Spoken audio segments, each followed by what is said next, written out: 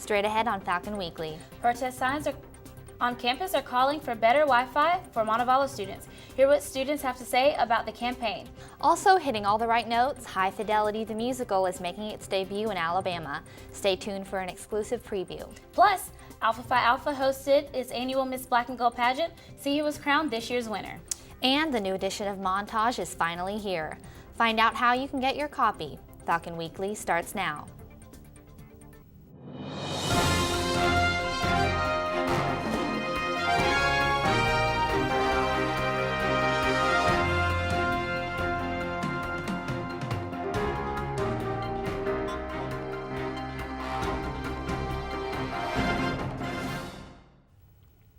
Hello and welcome to Falcon Weekly. I'm Kirsten Roberts. And I'm Mary Kate McCarrick. Thanks so much for joining us.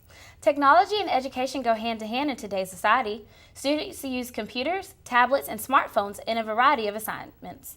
To use the required technology, internet access is crucial, but some students feel that Wi-Fi connection on campus is not adequate for them to complete their work. Falcon Weekly's Hannah Bell is live with SGA representative Tanya Huang with details. Thanks so much for being here today, Tanya. So can you tell me a little bit about what you've seen of the protest signs around campus? Well, today I've seen a lot of things, including the signs in front of the cafeteria, as well as the Twitter page for it, and and other students have mentioned signs in the library. Okay. Can you tell me a little bit about how the university has been responding to the signs? Well, the university has been well aware about the issues and concerns with Wi-Fi. So over this semester and part of last semester, interviews have been conducted to find a new chief information officer so that the university will have a go-to person to conduct over our internet bandwidth issues. Actually, the university, we hired someone and he started last week. What will be the overall effect of the campus changes? Well, so far, what Craig's done, and he came through 3 weeks ago to start research on what the priorities for the campus will be, and he's already noticed what the high priorities are, including bandwidth and access points. So part of his plan that will start in the summer will just to be increased bandwidth, but as far as that, to update the wireless access points for students in residence halls and academic buildings, as well as to regulate management usage of it so that it's for students, so that university students and faculty are the only ones using university Wi-Fi. Okay. Well, thank you so much for being here, Tanya, and thank you for talking to us about this today. This is the week before finals, where students make sure they aren't failing and calculate what they need to make in order to receive a passing grade. Finals week begin on April 27th. We've placed a link to the final exam schedule on our Facebook page. Graduating seniors, be sure to talk with your professors about taking your finals early. Grades for many graduates must be submitted in form no later than 3 p.m. on Wednesday, April 29th. Grades for all other students must be turned in no later than Monday, May 4th by 10 a.m. With many students feeling the stress of finals week approaching, it's the perfect time to take advantage of tutoring services provided right here on Montevallo's campus. The Learning Enrichment Center's tutoring program helps about 320 students each year. Falcon Weekly's Umar Nadir has our story. Our tutors that have a holistic approach to tutoring. Like, how is it beneficial? Freshmen like Ebony Wallace use the Learning Enrichment Center to get clarification about classroom material, according to Randy Tubbs, director of the LEC. So they cover anything from note-taking skills to reading skills to actually test-taking strategies or how to do the material. students who need extra help in subjects like foreign languages can come to the Learning Enrichment Center and sign up for tutoring. It's as easy as filling out the intake form, leaving it at the LEC desk, or turning it into the attendant. As a tutor, my goal is to help my tutees become independent learners. We go, it's the vamos, And the right? part of becoming an independent learner comes from individualized attention. The tutor, you're there one-on-one. It's almost always used in the singular, not the plural form. The exception And that's the key would be when to the you LEC process. Have more of an intimate time with your tutor to where they can actually break things down for you to understand. So You see, So if you're looking to take your learning to the next level, visit the Learning Enrichment Center without on the access bottom floor of Carmichael Library. But the best success story is to see students return. There's like, we're going to be doing something. No, Or like- instead it's like, I am happy. Reporting for Falcon Because it's a Weekly, non-permanent state. I'm Omar Or Nadir. I am. For more information about the LEC, you can call 665-6113 or email enrichment@montevallo.edu. UM is kicking off finals week with another midnight breakfast. This year's late night meal is Sunday, April 26th from 10 p.m. to midnight in the CAF. Midnight breakfast isn't all about the food. Past events have featured music and games. Many UM professors also volunteer to help serve to the hungry students. Just as a reminder, graduation will be held on Saturday, May 2nd at 9 a.m. on Flower Hill. This year's commencement guest speaker is former New Mexico Governor Bill Richardson. UM students are at long last able to enjoy the 2013-14 edition of the Montage. Last Thursday, the latest edition of the yearbook was given out at the Student Publications Office in Farmer Hall. The Montage editor says it took longer than normal for students to see the 2013-14 yearbook because of a problem with printing. Students say they are glad the Montage let them preserve their UM experience. It's going to mean a lot to me in the future, not just now, but in the future, because I can look back on both memories and people that inspired me. Well, to me, it means that we are able to look back on our memories. It gives new students insight on what the school is really about. The title of the new yearbook is Empowerment. The Montage is free to all UM students. If you want a chance to relax and decompress from the end of the semester stress, go see University of Montevallo's production of High Fidelity, a musical. Falcon Weekly's video journalist Sydney Fields gives us an inside look at the Alabama premiere of the play. It focuses around a guy named Rob Gordon who owns a record store, and that's, a lot of it takes place in the record store, but to me a lot of it is Rob he goes back and he visits his past relationships and analyzes them, and he's got his two main friends who work in the store with him, Barry and Dick, and his friend Liz, who kind of help him with the breakups and stuff, and going back and finding closure for relationships, and also trying to find some light in them and to learn from them and to move on.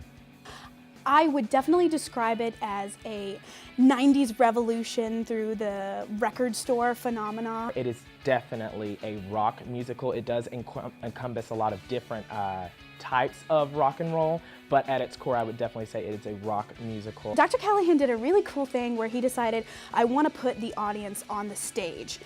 So we actually get to interact with the audience. We go up on the ramps, we go up into the chairs, we come out from behind the ramps. You really are a part of our show. You're really entering a world. You're not just going to see a play that's about a record store. You're really walking into our record store and you're sitting in our record store.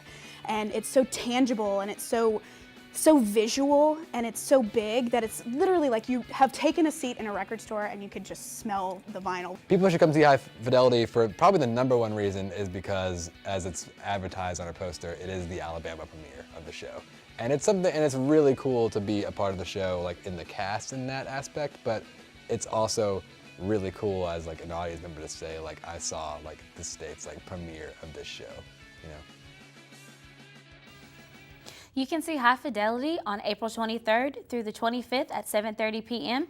and a matinee performance will be held April 26th at 2 p.m. High Fidelity does have adult content. For more information, call 205-665-6200. While many students are hitting the books to prepare for finals, some students will be hitting the comic books for this year's annual comic exhibit.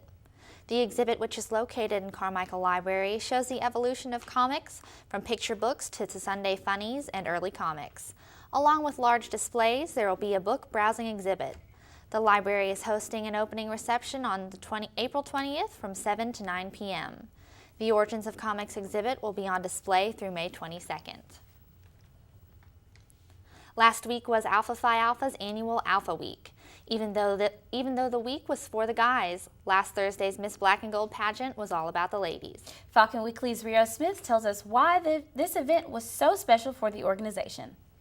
Interesting things about Tyra. She played basketball and tennis. Gentlemen, stand back and see how it's done. 7 ladies took the stage for this year's Miss Black and Gold pageant, a yearly pageant held by the Alpha Phi Alpha fraternity. A showcase of elegance, style, talent, and intellect was on full display at Palmer Hall.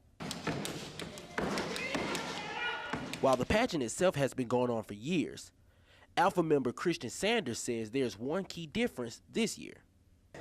This is our first Alpha Week. We've had events all week, and usually an Alpha Week in the spring is centered around this pageant. Because education is the key to unlocking the world and a passport to freedom. Several awards was handed out, from Miss Congeniality to Best Talent. Tallery Jackson, the winner of the pageant 2 years ago, handed the sash to this year's winner, Taylor Tolliver. She says she liked crowning the new winner. Since I'm about to graduate, it's time to move on and let somebody else get this opportunity to be Miss Black and Gold. While there could only be one Miss Black and Gold, all of the contestants left with something. A bouquet of roses and a bundle of newfound confidence. This has taught me to be more out there, be more open-minded, and get involved on campus. Simply put, there is no experience quite like it. Reported for Falcon Weekly, I'm Rio Smith. The winner of the pageant, Taylor Tolliver, will represent the university at the district Miss Black and Gold pageant that will be held in November at the University of Alabama. Remember, there's more news online 24/7. Just search for Falcon Weekly on Facebook, Twitter, and our new Instagram account to see more stories and news updates throughout the week. Still ahead on Falcon Weekly, see why cardio alone isn't enough to lose weight and hear what other myths about cardio aren't true. Plus, see who's choosing electronic cigarettes more than other tobacco products. Also ahead, take a walk through Montevallo's Ebenezer Swamp and find out what new additions local artists are planning. Those stories and more when Falcon Weekly returns.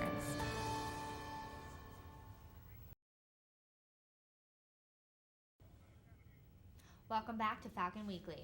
Summer is on its way, and if you're looking for a new adventure, you might want to visit the Ebenezer Swamp and Ecological Preserve. Here's an inside look at the local wetlands. Ebenezer Swamp is a 120-acre wetland that was donated to the University of Montevallo by Mildred Orr. Dr. Mike Hardig says that wetlands perform important functions. It keeps people from being flooded, protects their health and well-being, cleans their water, which saves them money every month when they go to pay their water bill. It's a place of beauty where people can go and appreciate the beauty of nature, kind of decompress maybe, relax, get some restoration of their sanity. A boardwalk allows visitors to walk through the swamp instead of around it. There are places to sit and observe the various plant and animal species that live in the swamp. Visitors can also see sculptures of the students of Ted Metz, made in a sheet metal fabrication class in 2010. The swamp seemed to be a very interesting place to set sculptures, so my students visited the swamp and did some research on the habitat of the swamp, and they all chose a particular living creature to fabricate out of steel out of found parts. The sculptures are not only pleasing to the eye, but they also have no harmful impact on the swamp. Swamp and wetlands kind of serve as the liver of the planet, and so they filter out a lot of things, and so these sculptures are very slowly deteriorating. The steel is all made from iron, which is an earth material, and they are rusting ever so slowly, and there's virtually no negative impact on the swamp. Some new additions are in the works. We've got several more sculptures that we're going to start adding to the swamp. So in the near future, you can look toward 3 or 4 more pieces coming out there. The swamp opens up to many purposes as a destination. You know, to have such a natural environment that's protected just 5 miles from campus, and it's a recreational and research and cultural destination, it's just an amazing thing. go there before it disappears. Ebenezer Swamp in particular, this particular type of wetland is the fastest disappearing type of wetland in all the southeast. So if you wait too long, you might not get a chance to enjoy them. Ebenezer Swamp, an ecological preserve, is open from dawn till dusk every day of the year. Earth Day is this Wednesday, and the Department of Environmental Studies is having a canned food drive to support the Grassroots Initiative. It'll be on Tuesday and Wednesday. There will be a collection sites across campus, including the CAF, the SAC, and Carmichael Library. To see more locations, check your broadcast email. Also, the Environmental Club is having an organic plant sale on Wednesday from 7:30 a.m. to 1:30 p.m. at the Harmon Greenhouse. They will have tomato, cucumbers, basil, and many other plants to choose from. Prices range from $1 to $4. It's been 5 years since what has been called the worst environmental disaster in U.S. history. In April 2010, more than 200 million gallons of crude oil started spewing from the bottom of the Gulf of Mexico after an explosion on the Deepwater Horizon oil rig.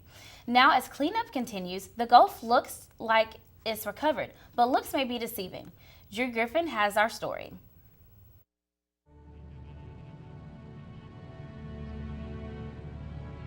From high above, 5 years after what has been called the worst environmental disaster in U.S. history, the water of the Gulf looks picture perfect. You got dolphins there. That's dolphin? It sure is. But is it? In the weeks after the blowout, ocean conservationist Philippe Cousteau saw the Gulf at its worst. My last memory of diving in the Gulf was surrounded by this oily red mess. We had to wear full vulcanized dry suits, big hard helmets, basically hazmat diving. Now he's back for another look.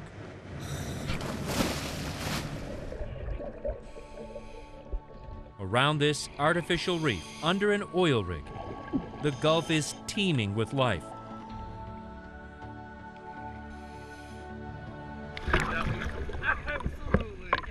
Awesome! Drew, that was one hell of a dive. The water was clear and beautiful, and it just makes what I saw 5 years ago all the more astonishing. But Cousteau knows looks can be deceiving. It's easy to be fooled by an image. One of the challenges with ocean conservation is the old adage, out of sight, out of mind. And it's important to remember that a lot of that oil now is not floating on the surface, is not sticking to the marshes, but it is existing down at the bottom of the Gulf of Mexico. Governor Robert Bentley appealed to a crowd at Lake Gunnersville State Park Lodge today to support his new tax plan to raise $541 million in revenue the state needs. Without this revenue, proposed budget cuts will force Gunnersville and 14 other state parks to close beginning October 1st. Other state parks that will be affected by the cuts include DeSoto, Bucks Pocket, and Joe Wheeler. For the full list of affected parks, check out our Facebook page.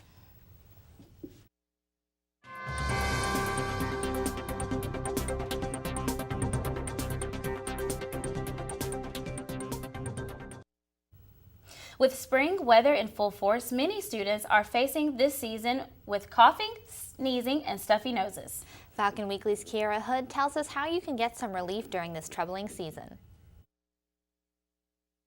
When it comes to scenic beauty, the University of Montevallo campus tops the charts. Some University of Montevallo students can't help but agree. They all love a particular part of the springtime. I think Montevallo is beautiful year-round, but especially in the spring. I love all the blooming flowers, and it's really pretty. I like all the colors, all the green, all the flowers. It's really pretty out here. I really like it when all the flowers and the trees bloom, and you can like walk through campus and kind of smell nectar as you're going, and there's like bees buzzing around. It's really sweet.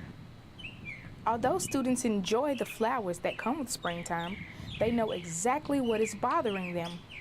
Allergies. Allergies. My allergies have been acting up since spring came about. Although the springtime produces beautiful flowers like these could be the reason why you're getting sick. Here are a few tips to help you avoid those springtime allergies. According to WebMD, you can get tested to see which trees or plants trigger your allergies. Avoid direct contact with pollen. Remove trigger trees if you have them in your yard. Or treatment. You can take over-the-counter medicine or prescribed. But other than that, it's just really beautiful and I like it. It's my favorite time in Montevallo. Reporting for Falcon Weekly, I'm Kiera Hood. Now it's time for a check of our Montevallo forecast. Falcon Weekly Jacob Bopes joins us with the look at this week's weather. Thanks, guys. As some of you may know, there were a number of tornadoes that rocked eastern Alabama last night and this morning. These tornadoes were comparatively harmless F0 tornadoes that only caused minor damage. But 2 F1 tornadoes are known to have landed in Russell County and causing moderate damage, as you can see behind me. No deaths have been confirmed so far. F1 tornadoes like these tend to have speeds of around 75 to 125 miles per hour and can knock down mobile homes or cars. Tornado season continues into next month, so here are a few safety tips to keep you safe. First and foremost, take tornado warnings and watches very seriously. There are a lot of false watches out there, but it only takes one to end a life. Second, if you see a weird, sickly green sky, that's a common sign of a tornado. If you see one, start preparing. And get indoors. Try to find a basement if you can, or a first floor room with no windows if you can't, and stay there through the entire duration of the tornado. Remember, mobile homes and cars provide only minimal protection, so only use them as shelter as a last resort. Lastly, if you're caught outside, get low. Find a trench, a ditch, anything. Get there, lie there, and stay there for the entire duration of the tornado. It won't be pleasant, but it will be comparatively safe. In a little bit of brighter news, let's look at our 7-day forecast. After a wet week of wet weather, expect a lot of sun, potentially a little rain Friday or Saturday, but hopefully nothing too severe. Expect highs in the 70s, lows in the 50s to 60s, and generally some pretty nice days. It's been a while since we've had them, so enjoy them. Anyway, back to you. Turning to health headlines, e-cigarettes are continuing to grow in popularity. And studies are showing that more teens are starting to use them. A new report from the CDC says e-cigarettes use in teens has tripled in the last year. When researchers asked high schoolers if they used e-cigarettes, more than 1 in 10 said yes. Use among middle school students has risen to almost 4%.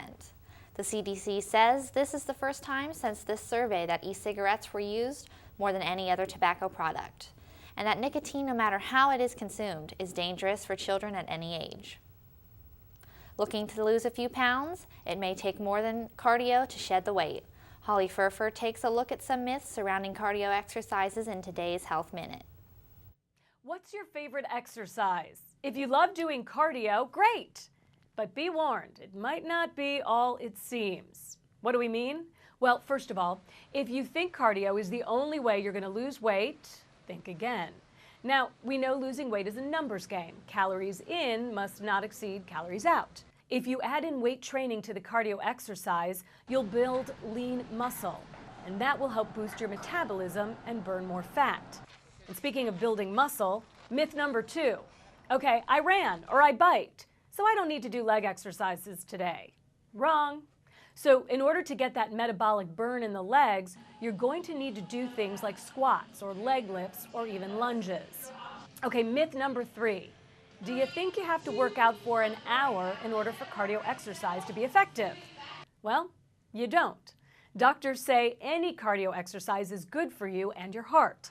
And not only will you burn calories fast, but you're likely to burn calories for up to 38 hours after the workout because you've revved up that metabolism. But no matter what you do, doctors say, you know what, getting up, getting moving is essential to good health. For today's Health Minute, I'm Holly Furfer. If you're interested in getting in shape this summer, you can find the Student Activities Center Summer Hours on our Facebook page. Coming up, a big win for the women's golf team. And find out which UM baseball player has set a new school record. Sports is next.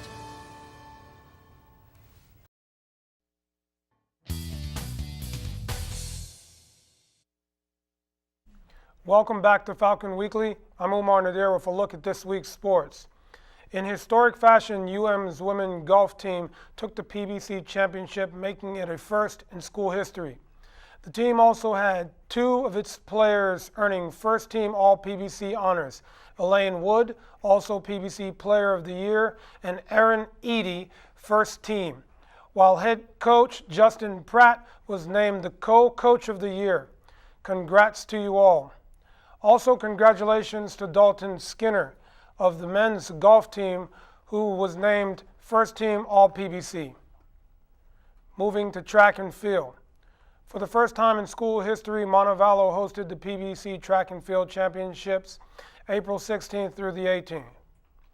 During the meet, Cheyenne Thompson, our most notable runner, took home crowns for both the 3,000-meter steeplechase and the 5,000-meter run, earning her the PBC Women's Track and Field Athlete of the Year award. Congratulations, Cheyenne. In other sports news, men's baseball player Vinny Rodriguez extended his impressive hitting streak to 24 games in a 12-11 win over Young Harris College on April 18th. This game helped break the old school record for a hitting streak set back in '05. Congratulations, Vinny. And wrapping up sports, good luck to the UM softball team. They'll play in Milledgeville, Georgia on April 24th for the PBC tournament. Their opponent has yet to be announced. And that's a look at this week's sports. Back to you. Thanks, Umar. The annual art festival held in Orr Park was a combination of art, music, and memories. Over 50 artists came out to the park to showcase their talents for the Montevallo community. Montevallo's Hannah Risch decided to see for herself what was all the fun about. Art comes in many forms. Every size, shape, and style can be used at one's disposal. And that's what happened at Art Fest. Over 50 artists were featured with their pieces, as well as a lineup for music and activities for families. I've been making jewelry for 12 years. I sell a lot of jewelry made out of freshwater pearls and crystal and glass, and started using a lot of vintage jewelry.